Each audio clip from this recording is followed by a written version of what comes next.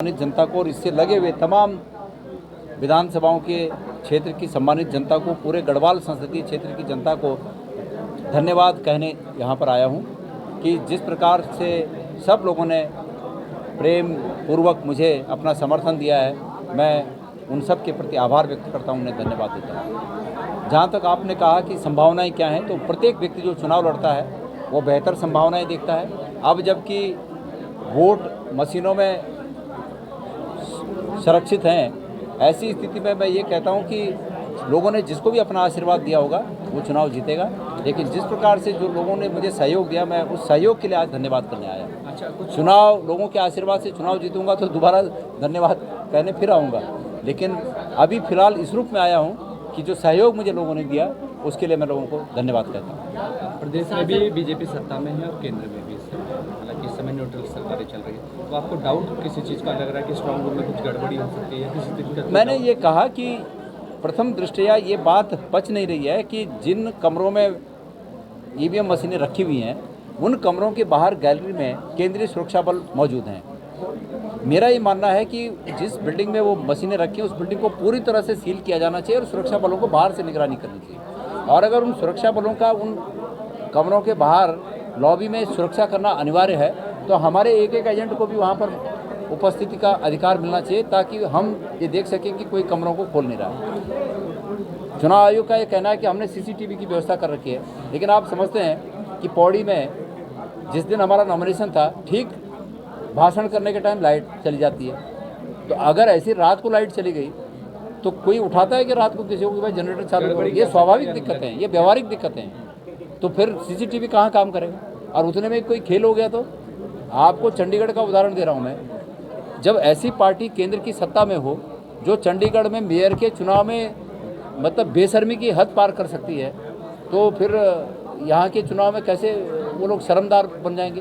इस बात का शक है। आपका क्या चाहते हैं आप? मैं ये चाहता हूँ कि सुरक्षा बल उस बिल्डिंग को सील करके बाहर से सुरक्षा करें, मैं ये चाहता हूँ। और अगर अंदर से ही करनी है, बिल्डिंग के अंदर ही सुरक्षा बलों ने रहना है, तो हमारे एजेंटों को भी उसमें शामिल किया जाए, ताकि हमें कोई शक न हो कि हम भी ये मानेंगे कि हमारे एजेंट भी थे यहाँ पर।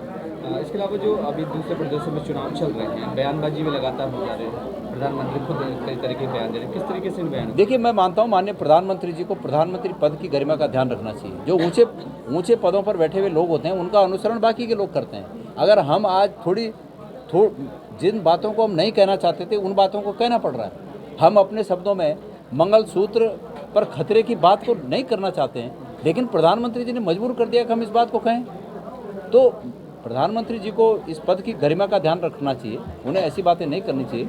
हम उनका आदर इसलिए करते हैं कि भारत के प्रधानमंत्री हैं। लेकिन एक ऐसा व्यक्ति जो ये कहता था कि भाई मुझे सत्ता का मोह नहीं है, हम तो फकीर हैं, झोला उठा के चल देंगे, आज सत्ता के लालच के लिए वो इस कदर आ गए हैं कि सोने को 28-30 हज़ार से 76,000 तक ले गए हैं, तब भी बोलते हैं कि मंगलसूत्र पर कांग्रेस के द्वारा खतरा होगा। कैसी बातें करते हैं? ये फजूल की बातें हैं। उन्हें 10 साल का हिसाब देना चाहिए, उन्होंने युवाओं के लिए क्या किया।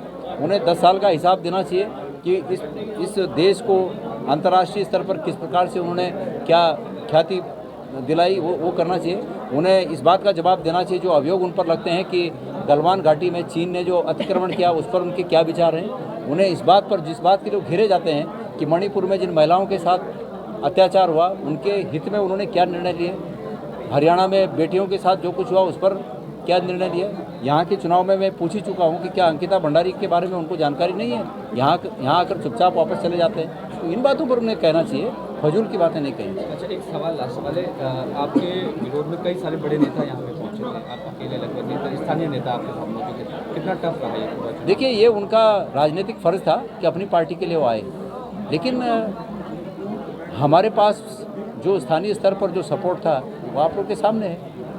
अमित शाह जी आ जाएं, प्रधानमंत्री जी आ जाएं, क्या कोटद्वार में सुरेंद्र सिंह नेगी जी को पाट पाएंगे? तो हमने अतीत से अब तक जो प्रदेश में और अपने अपने क्षेत्रों में लोगों की सेवा की है, हमारे पास उस सेवा के एवज में जो लोगों का आशीर्वाद हमें मिलता है, हमें उसका भरोसा है, उस बात की गारंटी। नेता दल बदल करके बीजेपी में चले गए, उनको नुकसान लगा आपको कि हाँ उसके कारण थोड़ा और मेहनत करनी पड़ी आपको पूरे चुनाव में? देखिए, मैंने तो ये महसूस किया है कि नेता जाता है ना, नेता जाता है, वोटर नहीं जाता है, वोटर अपनी मर्जी से वोट देता है। बशर्ते वोटर को ये समझाती कि हम में क्षमता हो कि भाई वोट तुम्हारा है, उस नेता का नहीं है। तो मुझे ऐसा लगता है कि हम सब लोग इसको समझाने में सफल रहे कि वोट आपके हैं, नेता चले गए, लेकिन आपके अपने वोट है, आप अपनी मर्जी से अपने हित में वोट दीजिएगा। हम इस बात को समझाने में सफल रहे, ऐसा मुझे प्रतीत होता है। अनुप गोसाई भी अब बीजेपी में शामिल हो गई है, हरक सिंह रावत हालांकि अभी कांग्रेस में है। क्या लग रहा है आने वाले भविष्य को लेकर? क्या वो भी जाएंगे? ये तो उन्हीं से पूछा जाना चाहिए। हमने तो निश्छल, बिना छल के हमेशा जहां सहयोग हो सका सहयोग किया, और इस चुनाव में भी मैंने ये महसूस किया, मैंने निवेदन किया कि भाई साहब आप आइए, और उनकी कुछ मजबूरी होगी जिसके चलते वो नहीं आए। लेकिन मैं ये कहता हूँ कि छोटी मोटी बातों से डरना नहीं चाहिए। मैं तो कभी नहीं डरा भाई, मैं कभी नहीं डरा, और किसी को भी जो ये समझते हैं कि हमें नेतृत्व करना है इस प्रदेश का, उन्हें डरना नहीं चाहिए। हम भी यहीं पैदा हुए हैं, और ऐसी कोई ताकत नहीं दिल्ली। अपने क्षेत्र की खबर के लिए चैनल को सब्सक्राइब करें, बेल आइकन दबाएं, सबसे पहले खबर को पाने के लिए।